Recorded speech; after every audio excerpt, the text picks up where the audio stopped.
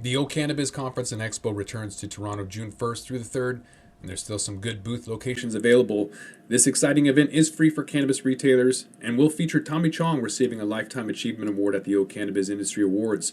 For more information about exhibiting or to register to attend, go to ocannabis.com. That's OCANNABIZ.com. Arizona launched the recreational sales of cannabis at the beginning of 2021. They had a fairly robust market since 2012. So the adult use market in Arizona is going to give us an opportunity to kind of take a look at more of a conservative market, see what people are doing, what consumers are buying. Sales expectations looks like about 1.9 billion in total annual sales. We're going to talk about how that's going to happen, all coming up. It's only entertainment. Welcome back to The Talking Hedge. I'm Josh Kincaid, capital markets analyst and host of your Cannabis Business Podcast. Adult use regulation in Arizona is looking just like every other rollout, stair-stepping its way to the sky-high sales volumes. We saw that back in January 2021. Trajectory of growth for the first year of operation was impressive, and then with sales reaching just short of 110 million. Then by the end of 2021, collective spend on Arizona consumers increased 78% for nearly 175 million in total sales by December. All in total, they saw 1.9 billion in their first year of combined medical and adult use sales. And the majority of the market's expansion can be attributed to a few months as the medical operators expanded into the consumer base to all consumers over the age of over 21. And then in February, total market sales grew 39% compared to January. March, they grew 29.6%. And over time, market stabilized month over month and hovered around -4% to +5% for the remainder of the year. Flower, of course, still dominant market share pretty much anywhere, but the fact that it's only 47% is pretty crazy, because I think California's 42%. They have the lowest, and they're going to lead the trends as people figure out how they want to consume edibles, including beverages or vape or otherwise. So I mentioned Arizona being fairly conservative is going to consume probably more vape, less pre-rolls. Vape pens accounted for almost 24% of all sales in 2021. Concentrates came in third, which is surprising, or maybe it shouldn't be. I would think that pre-rolls would be up there, but again, people don't want to smell it. Dabs are you don't really smell that much, and maybe they're doing that at home.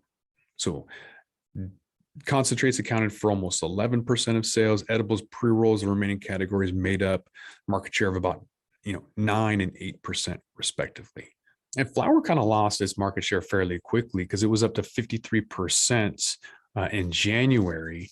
And so by December, flower lost 11% of its total market share, kind of seeing people go out and try to find other things. It sank to as low as 42%, which is the same as California was. And that's a mature, very, very mature established market. So maybe people are just getting in and realizing this is what I want, this is what I'm going for. And only 4 out of 10 people are deciding that that's flower. And it could be because it's not very good in Arizona yet, and they're going towards other things. Edibles, don't know.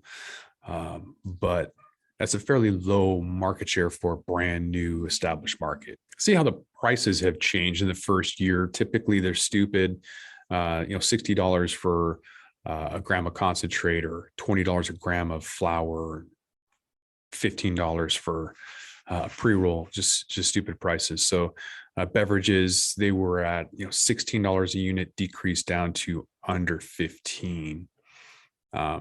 Capsules, not very popular or whatever, but they were around $43 a unit, decreased to 25. So yeah, that's a significant cut, because no one's going to pay a lot for it, especially if they haven't tried it yet. A lot of people kind of want to sample or try it, and there's just not a lot of options for that. They just expect that people are going to kind of dive right in. You look at the average item price for concentrates, and they're relatively the same, decreasing from $25 and change to $24 and change. So flower dropped on average substantially from March to September, $38 down to 30. and then regained a little bit. Vape pens saw an increase of around $7. In January, they were $29, and then in March, they were $36. The largest drop in the average item price was capsules. Obviously, people really wanted to start high, and the demand was not there. So I would expect that would be supply and demand. And then, everything else is kind of fluctuating based on local markets. I think edibles could probably go up as long as there's 100 milligrams or something else for those that, want some more value to that. Vape pens growing about 5% from January to December 2021. Convenience, even though it's not like the greatest of high, it's about convenience.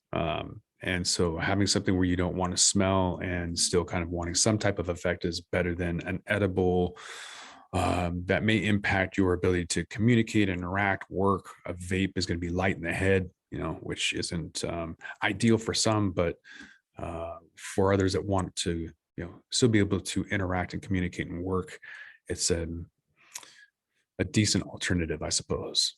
When asked why sales are performing so well, Sam Richard is the ED of the Arizona Dispensary Association, said that challenges and growth they've seen in Arizona in the first year have been exciting to watch. They can't wait to see how the above charts and graphs change. The trend shifts while the adult market continues to mature. I think what we're going to see is the cutoff, elimination of the medical market. Just in every other state, they become so minuscule, the numbers, and they tend to forget about the medical community as they start looking at the regulated market and the tax that they're going to get. So maybe they'll get the 10% or whatever the tax is. They'll have tax-free or 10% discount for medical patients who have a card.